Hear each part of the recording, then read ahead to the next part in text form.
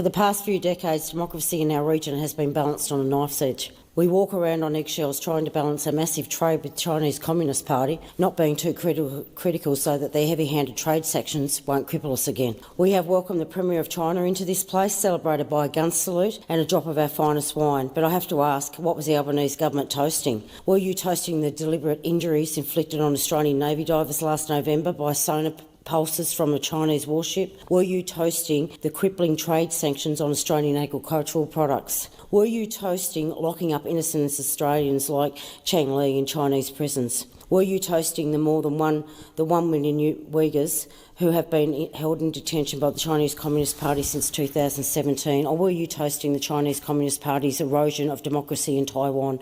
As a middle power, Australia has a role to play in ensuring that Taiwan's future is as bright as its democratic past. Like many territorial disputes, this is not an issue that has been brewing for a couple of years or even decades. China's dispute over Taiwan goes back centuries.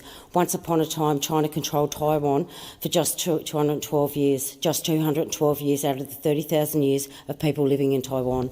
The people of Taiwan continuously reject reunification with the Chinese Communist Party, with less than 5% of support for the reunification in Taiwan. The Chinese Communist Party has no business in destroying democracy in Taiwan. The people of Taiwan need an international community with a spine. Australia must stand up against the Chinese Communist Party and back more than 22 million people of Taiwan who choose democracy and freedom over the authoritarian of the Chinese Communist Party. UN Resolution 2758, however, did not mention Taiwan and did not determine sovereignty over Taiwan. Taiwan is a major trading partner for Australia and supplies critical componentry into global supply chains. A strong Taiwan is good for Australia and good for all economies in our region, contributing to growth that all regional partners should be striving for. We in Australia respect the will of the Taiwanese people, including the democratic principles they share with Australia. Australia has consistently reiterated continued support for a peaceful resolution of cross-strait issues according to the will of the people and without resorting to threats or coercion. We also support Taiwan's meaningful participation in international organisations, as a member where statehood is not a prerequisite, and as an observer or guest where statehood is a prerequisite for membership.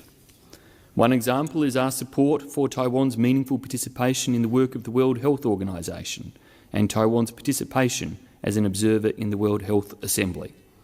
As was demonstrated during the COVID-19 disaster, such viruses do not respect borders. Taiwan's meaningful participation in the forums and technical committees of the WHO would be to the benefit of the people of Taiwan and the world.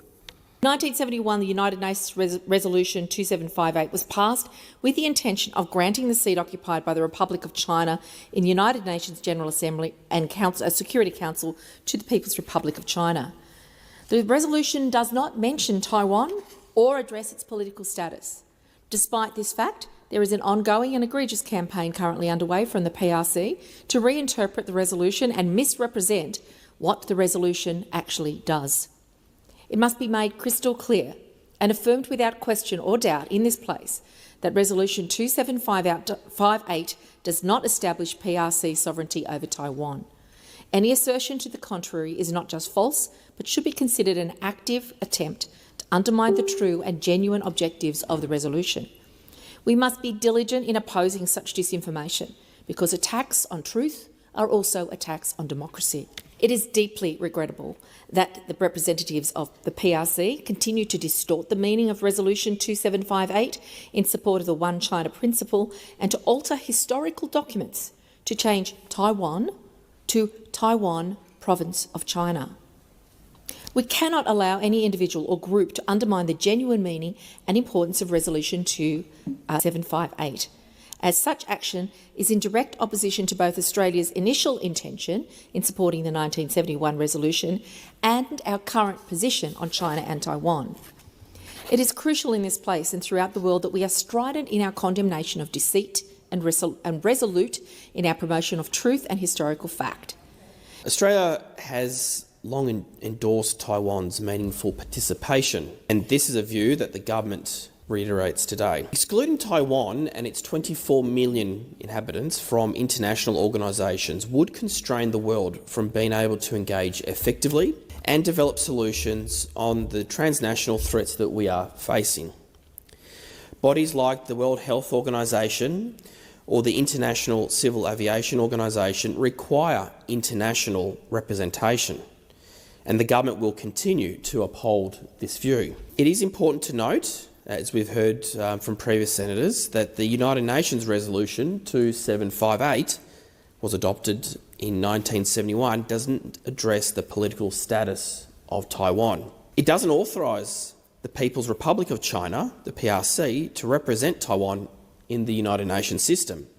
It doesn't extend the PRC's sovereignty over Taiwan. It is rather regretful that as years have passed, so too has the push by the PRC and its representatives to reinterpret Resolution 2758 in support of its One China principle, and to change the meaning of these historical documents. I believe Australia and the rest of the world should recognise Taiwan for the independent sovereign nation it has effectively been since the 1950s.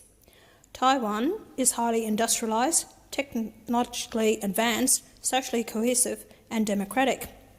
Taiwan has all the features, characteristics and institutions of the modern nation-state, including self-determination.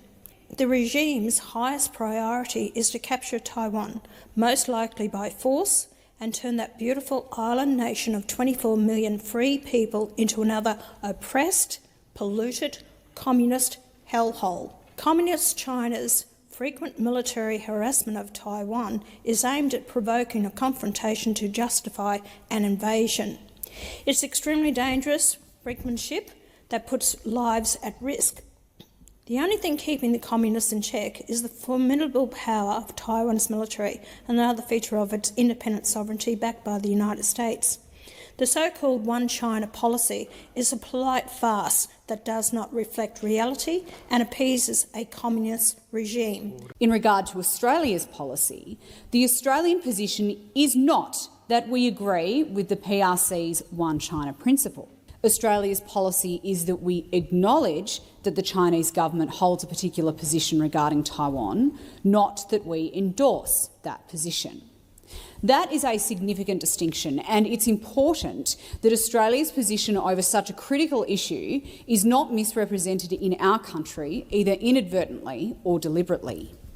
It matters because the Chinese government has made repeated public statements about what it refers to as reunification of Taiwan and has specifically stated that it does not rule out any measures, including military force, to achieve that aim.